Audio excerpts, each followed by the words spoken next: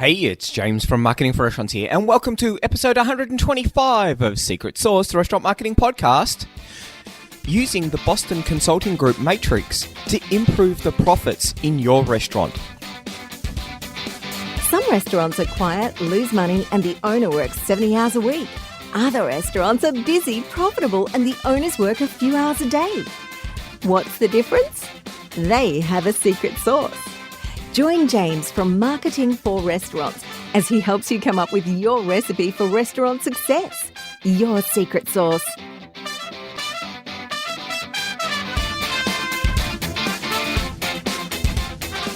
Howdy doody, everyone. So, last episode, we looked at costing and pricing, and they are really important. You know, the first thing that you should do is you should know what it costs you to produce an item. Second thing is you need to work out what's the maximum price that you can sell it for. And I think that there's a little bit of innovation that you can do in there. You know, have a bit of a test, see how it works. Look at some of the ways that you can increase the profitability of each and every item.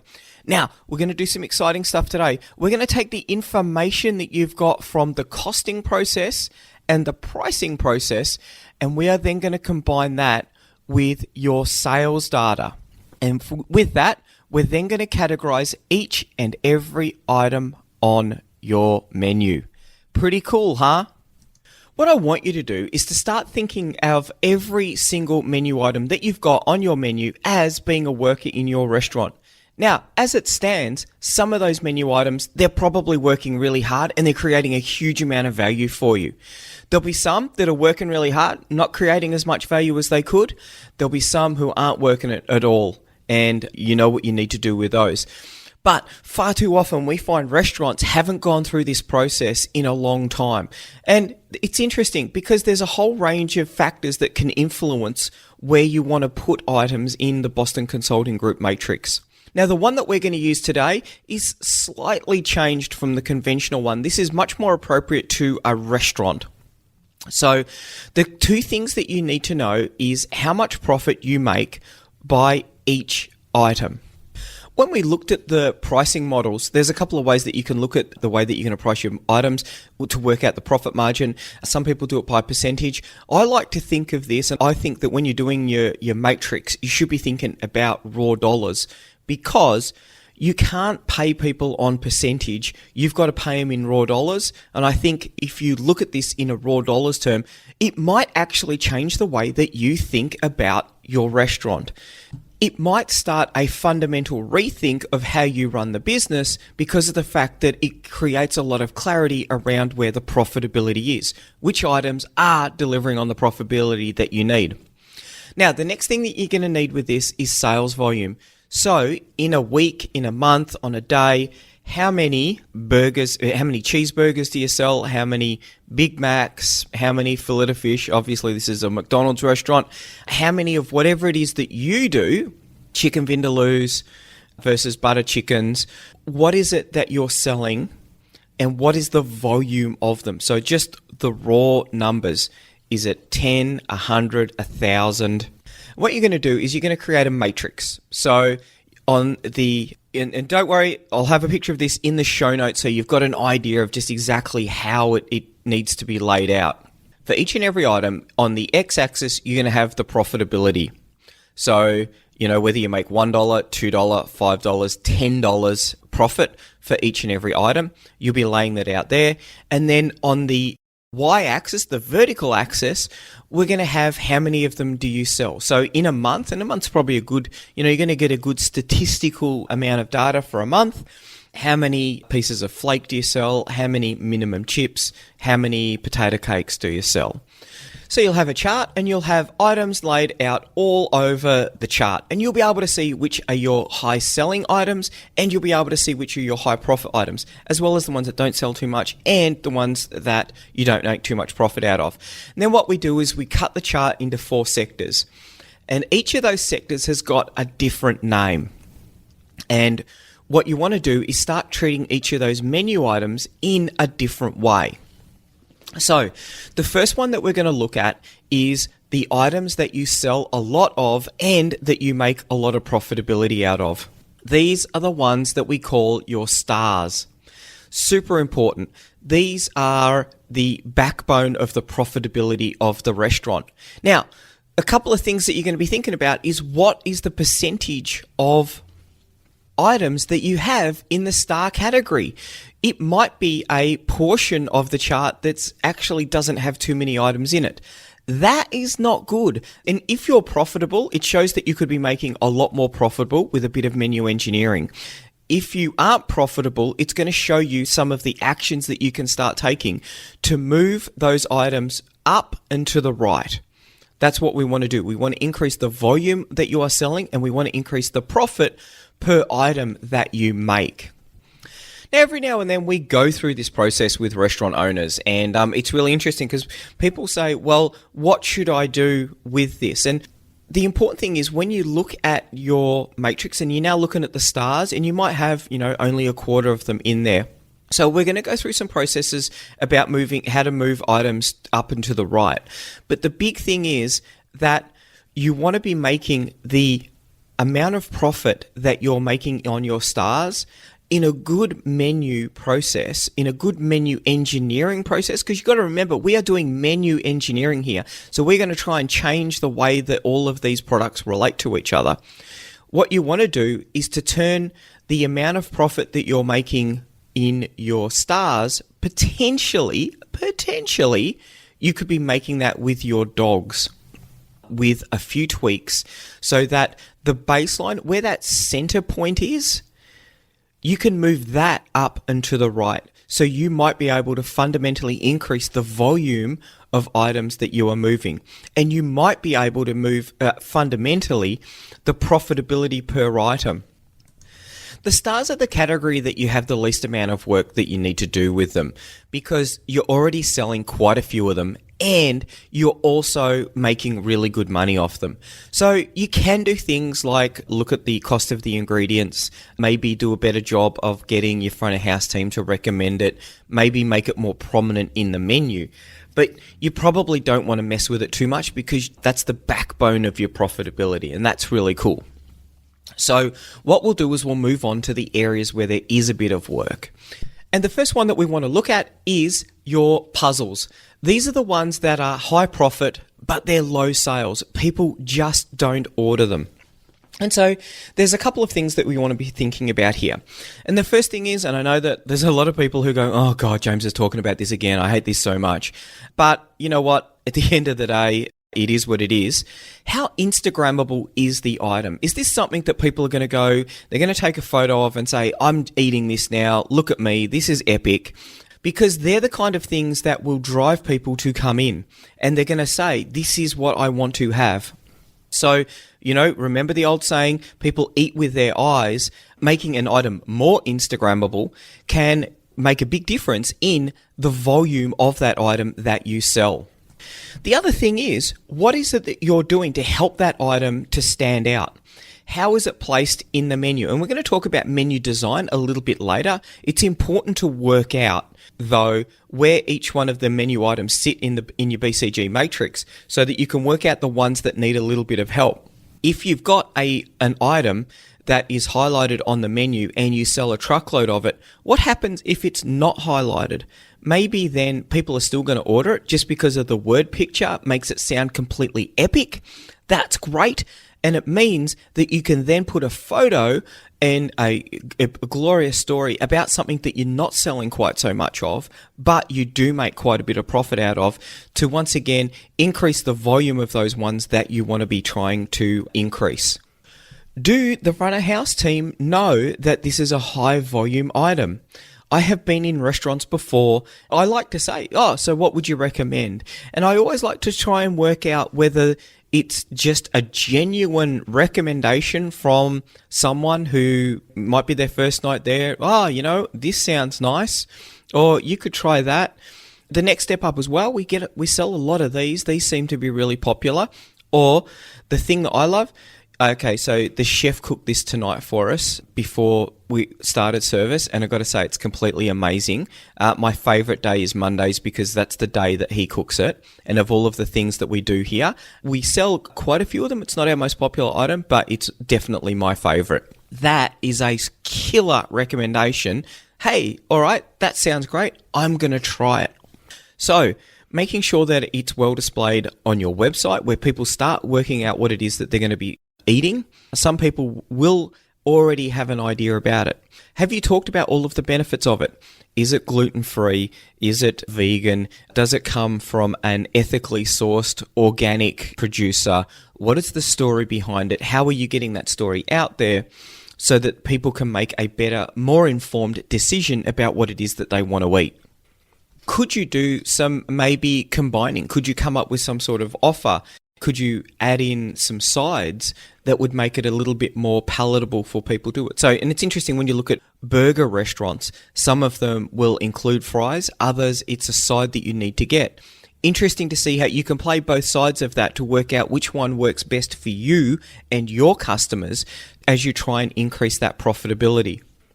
Can you do an alcohol pairing with it? Could you suggest that on the menu? This burger goes really well with our $7 Shiraz, a cheap beverage there that you're going to run as almost a loss leader to try and get the customer to purchase your high profit item. They are a couple of the things that you can do. I've seen places where they'll have a weekly competition, the server who sells the most of this menu item. They're the kind of things that you can do that can fundamentally change the volume of your puzzles. Remember, they're the ones that are high profit but low sales. And that's why it's a bit of a puzzle. What is it that you need to do to enable them to increase the volume that they're selling? Now, let's go and flip that equation around. What is it when you've got your high sales and low profit items? And these are the plow horses. These are the ones who are doing the heavy lifting as far as the volume in the restaurant goes. There's a couple of things that we need to unpick with the plow horses. There's a few things that you need to think about here. First off is revenue is vanity, profit is sanity. That's one of my little mottos when it comes to running a business. I'd rather be selling half as much and making twice as much profit. I'd rather be doing less work for more money. Now, that's kind of obvious when you put it that way. So many people don't do it that way, though. They will sell a truckload of items at a razor-thin margin, and at the end of the day, there's very little left for them to take home because they're focused on having incredibly high revenue, but not actually making any money. That is sad times. So, let's start having a think about our player horses. And there's a few things that we need to unpack with the player horses. So, first thing is we're selling a lot of them. Okay, so it's probably Instagrammable. It probably sounds really cool. It's probably a go-to item that you might be famous for. But it's low profit. Okay, can we up the price? What is that going to do? What is the demand like for it? Are people going to notice it? If you're selling it for $8.95 or $17.50, then bumping it up to $9.95 or $19.95, probably no one's going to notice. And you're going to increase the profitability on that item. And because it's a high volume item, because you're selling a lot of them, a lot of those dollars or $2 are going to flow through straight to the bottom line, will impact your profitability. That is pretty cool. Now, the second thing that we can do is to look at the cost base for that menu item. When you costed it out, hopefully you looked at time, hopefully you looked at opportunity cost, hopefully you looked at wastage, all of those sort of things. What is there that we can do to decrease the cost? Could we look at a different supplier? Now, we don't need to be we don't want to go from taking premium Wagyu steak and then just going to using some sort of garbage that you bought from the supermarket or the worst cut meat possible. Is it as simple as going to your supplier and saying, look, we're selling quite a lot of this. What we would like to do is cut our costs a bit. Are we able to save it? And don't forget, if you can save $1 per serving, then that is exactly like putting your prices up. And if it's a high volume item, so there's a fairly good chance that you're going to be able to have that negotiating power with your supplier. Everything is open to negotiation. You've got to remember that. And that's the cool thing. You might be able to, simply with a phone call, increase the profitability of your player horse. That's pretty cool. The other thing is the way that it's prepared. What can you do around decreasing wastage? Could you make a few less of them? Is there something in the technique that, whilst is cool, and there's a few people in the kitchen who like to do things that are really cool, and really all they're doing is making a rod for their own back. Is there a step that we could use that could make it more profitable to create the same item, something that the customer is not going to be able to pick the difference 99 times out of 100 or 9 times out of 10. You're still going to maintain the volume, because this is the important thing. You want to maintain that volume there. It's just the fact that you're not making a lot of profit out of it. So that's what you need to think about. Now, the next step is, so you're either going to cut your costs or you're going to increase the price. But there's a couple of things that I want you to think about. And the first thing is, don't think about each menu item in isolation, okay? Your menu is your menu. It is a team, all right? It is a team. It is not 10, maybe 5 if you're super lean. It's not 5 team members, 10, 20. Hopefully you don't have 100 team members, because that's just going to be like herding cats when you try and do this. It's going to be a complete nightmare. I think that there's a big opportunity to think about the way that you can cross-sell, upsell, all of those sort of things when you're looking at particularly your plough horses. So things like, could we do sizings of it? Small, medium and large. The other thing that we can do is, what is the upsell opportunity? So for everyone who buys the steak that is really popular, but you don't make a lot of money in, and people are quite price sensitive about, would you like a glass of Shiraz with that? Our sommelier has particularly picked out a wine from this vineyard. It's a local vineyard. It's actually been cellar aged for an extra couple of years. It goes particularly well with this, particularly when your steak is done medium rare like you've asked for, sir. Would you like a glass of that? Is that the kind of upsell that we want to be running? What is the side that the customer is most likely to order? And are we ensuring that we try and attach as many of those sides as possible to it? Do we want to make sure that we leave a little bit of room for the desserts? Can we make the money back on desserts? That could be a big opportunity. It's a fundamental weakness in so many restaurants where, so you'll see the menu, it'll come out, and then there's the special desserts menu. Now, I'm not a really big fan on that for 2 reasons. One, some people like to pick what it is that they're going to do, and you don't want to have the risk of, should I get a starter or a dessert? I don't want to get both. So they end up waiting for the dessert menu to come out, and then they look at the dessert menu and go, there's nothing there. So if you could have seen the starters and the desserts, people can make an informed choice. The other thing is that too many times, I've been in lots of restaurants where you finish the meal, the plates are cleared away, and then you talk for 20 minutes and it's like, seriously? I think it's probably time to go. Oh, but we're still hungry. We could go for dessert. It's like, nah, well, we could have had dessert. I would have liked to have been eating dessert. I know that they've got a really nice bread and butter pudding, or I don't know, some sort of random dessert that sounds super nice. Could go a good tiramisu, actually. But the menu doesn't come out. And then they say, here's the dessert menu. Or even worse, they say, would you like anything else? They completely forget the fact that the dessert menu hasn't come out. They're not actually driving it. So how are you going to increase the profitability amongst the team? How are you going to increase the average check size per table, rather than looking at the plough horses as being something that needs to be fixed? The other element of that is that if you've got a plough horse that your restaurant is really quite famous for, lots of people come in, if you've got an average table size of 3.5 people, then how many of those people will order that item? Because maybe it's 1 or 2, maybe it's the other 2.5 people who are ordering your high value, your high profit items. So we're actually increasing the profit per table by having those plough horses in there. And this is where you get that concept of the loss leader, so that people will come in and they get something that, the restaurant makes very little money out of serving, but they know that either that person is going to buy something that they do make money out of, or that person is going to be eating with people who are going to purchase things that you'll make money out of. Now, So that's one of the mistakes that people make, is that they look at their plough horses and they say, what's the point of having this plough horse in there? If we cut this menu item, we could free up a lot of capacity in the kitchen. You might even be able to cut back staff because you're not going to be churning out these items. And all of the items that we are doing are going to be at a profitable level.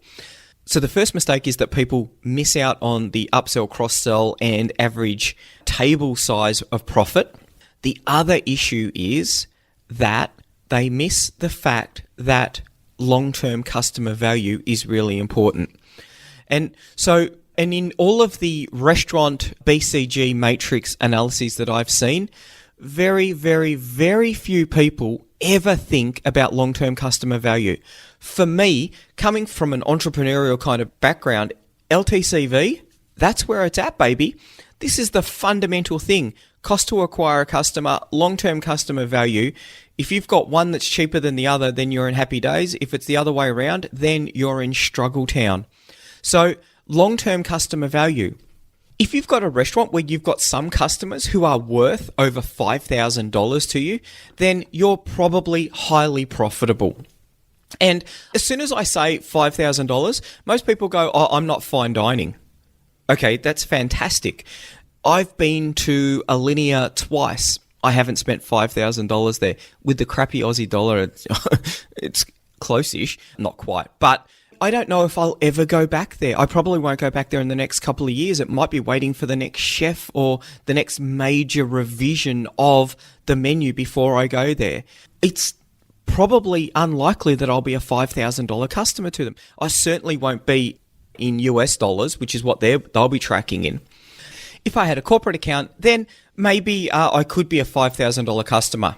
But there are so many more restaurants that are your local hamburger shop, your local fish and chip shop, your local Indian shop, where they've got people who are purchasing once or twice a week, on average, a week, and people are spending in the thousands of dollars. I know our fish and chip shop, and I mention them not because they're particularly great, they're okay. You know, this is the thing. We had fish and chips last night. So you can probably infer that I've done this on a Monday because Sunday is our normal fish and chip night. And I reckon 50% of the weeks we would have fish and chips on a Sunday night. That's just the routine that we have. It's about $50. So 26 times 50 is $1,300. We have lived in the same neighborhood for about 8 years. I don't know. We may have spent $10,000 on fish and chips. My God, $10,000. Now, the thing that I find really scary about that is the fact that they probably don't know me from a bar of soap. The level of service that we've had there on occasion has been fairly ordinary. We have gone to other fish and chip shops. They are the most convenient, and no one has actually done a job of producing anything that was good enough or better to warrant, the further travel time. Interestingly enough, though, the quality of it is actually quite good lately. So maybe they've done a bit of work in the kitchen. We were quite happy with the food that we got last night. It was quite yummy. But the point of this is that you don't want to be messing with your plough horses, the ones that people are coming in time and time and time again, because if you mess with them fundamentally, if you change that recipe and people notice, or if you put the price up and people are price sensitive, then you're going to get rid of those high volume items and people may not purchase from you anymore. You may lose your customers. And I've seen that where a restaurant will start messing with them, trying to look for efficiencies, trying to manage their labor costs, trying to cut out the ones that they're selling a lot of but not making any money. And they've either put the price up and then people say this place is too expensive, or they've changed the recipe, it now tastes like crap, and then the customers go in and they haven't looked at long-term customer value and they haven't looked at their ability to be able to cross-sell and upsell. Side note, from a fish and chip shop, we go with a family pack and we usually get a few extra chips and one extra piece of fish. So I don't know where we sit in the profitability point of view. I would have thought we're spending $50. The fish is obviously the expensive bit. The rest of it's pretty much just potato, and potato is not a significantly expensive ingredient. So I would have thought probably quite profitable. So for your plough horses, think about what their contribution is. You may have them there because of the fact that they bring the people in and then you've got the cross-sell, upsell opportunity, or it might just be worthwhile having it, knowing that eventually you are going to extract $10,000 worth of revenue out of a customer. So for fish and chips, don't know what the food margin would be on that. Might be 25%, maybe 30%. So there's $7,000 in profit for our local fish and chip shop. It's actually probably less than that because I reckon there's probably about 2 years that we've been away from them. But, how much longer are we going to be in the same suburb? Now, fun little marketing side fact with this, if we spend that much money, so let's say the average customer spends only $1,000 on it. If it is 30%, that customer's worth $700 to them. They don't actually do any marketing. And this is the thing that I think is the fundamental opportunity there. What is it that you could do? If I owned a fish and chip shop, I would be driving a lot of people to eat midweek. So we do it as a convenience thing, but I think with a significant, and we're not overly price sensitive.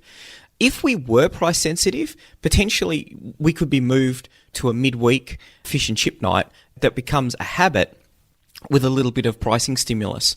And the other thing is they do very little marketing, and that'll probably be because that they're at capacity on Friday and Sunday night, probably not so busy, but probably one of their, it's probably the third busiest night. They're probably constrained by that. They're probably not doing a lot in terms of pricing to enable that yield utilization across the entire week. I'd be looking at putting in a bigger shop, making sure that they had the capacity to be able to service that. And that bigger investment, I would then pay for by running marketing, driving a lot of people to a Saturday night, making it completely unsustainable, then putting the price up and offering pricing discounts across the midweek times so that I could move some of that demand away. You can see how the BCG Matrix helps you do that by working out which menu items you're going to run with your marketing. It's pretty simple stuff. Now, last but not least, the dogs. Low profit, low sales. Why are they there? And this is the segment that should have the least in there. This is the segment that contributes nothing, almost nothing, to your business. Now, you might have things in there. Once again, you don't want to clear out the dogs entirely, okay? Really important, it might be your gluten-free items. Now, a group of 10 come out to a restaurant, there's one person who needs a gluten-free meal, and they say, we shouldn't go to this restaurant because I've heard it's no good. It's actually because they know that there's nothing gluten-free that they're going to be able to eat, and they don't want to be able to go out for a night and not be able to eat anything while everyone else is having massive pizzas. So, is it your gluten-frees? Is it your vegetarian offerings? They should be high profit. Once again, the process with this is, how do you increase the sales? Before you increase the sales on your dogs by, prettying them up and recommending them and all of those sort of things, before you do that, let's try and see if we can increase the profitability on them. So there's a bit of work to be done there. Now, if they're not a strategic dog, and they're the ones that you kind of have to have in there, it might be your kids' menu. Do you not make a lot of money for your kids' menu? Is that the part of your business plan? There's places kids eat free, so I'm picking that they're low profit. If kids are eating for free, then they're eating for low profit. But mummy and daddy are going to come in and, one of them's going to have a couple of wines. The other one will only have one because they're driving home, and it'll be desserts all round. Depending on your business model, you will need to probably have some strategic dogs in there. The question is, the ones that aren't strategic, the ones that don't help you find new customers and turn them into repeat customers, they're the ones that you should cull relentlessly. They're the ones that free up capacity in your kitchen to be able to do the little bit of front-end menu engineering. What is the next menu item that we should be putting here? Because remember at the start of the show, we talked about moving items up and to the right. That's fine. We want to move that center point where the two lines go cross and where they make the 4 quadrants. We want to move that up and to the right. Working on your dogs can make a big difference with this. The interesting thing I find is that people say, we've got 4 vegan items. We put a lot of effort into them. We don't have a lot of sales with them. They're not high profit because, they've sourced, a whole heap of really Gucci ingredients to go in with them. And yet they don't market them. And it's like you've done actually nothing to turn that. You could at least potentially turn it into a puzzle into a plough horse where you're selling quite a lot of them but not making a lot of money. And then if it became really popular, if it became one of your signature dishes, then you could possibly put your price up a little bit. And then all of a sudden, you've got one that has moved significantly up and to the right. Have a think about each and every menu item as a member of the team, and have a think about each and every item and its contribution to long-term customer value. They're the 3 questions that you want to ask when it comes to your BCG Matrix analysis of your menu. That's about it. I'm going to include some tools on the show notes. I'm going to reach out on Facebook. I'm keen to get someone's sales data with the profit. If you can send me that, I'll do a free analysis on it and create a pretty graph to do that for you. So the first restaurant that wants to send that information in, what I need is the volume of items. So you might have, 30 menu items. Doesn't matter how many it is because it's all going to be done in Excel. It's pretty easy to do. So send through a month's worth of trading volume, each item that's sold, and then your costing for each one of those so that we can work out if you're selling it for $20 and it costs you $8, then there's $12 in profit. What I want to do is slice and dice that information a few different ways, and then we might even come back and talk about that one. So you have to be happy about sharing your data. I won't share who you are, so it's just going to be random restaurant data. And I could have made this up, but I'd be a lot more interested to see the details from a real restaurant. I think that would be epic. That's about it. Have a glorious week. Hopefully it's profitable, and hopefully it's up and to the right. Bye. Want more customers for your restaurant, cafe or takeout? Every month, our marketing tools and information are used by thousands of restaurant owners just like you to help them find more customers and turn them into repeat customers. All of our tools and information is designed specifically for restaurant owners. We know you don't have a lot of time to spend marketing or learning complicated procedures, so our tools are quick and easy to use. If you're looking to increase your revenue and profits or want to work less hours, check out marketingforrestaurants.com.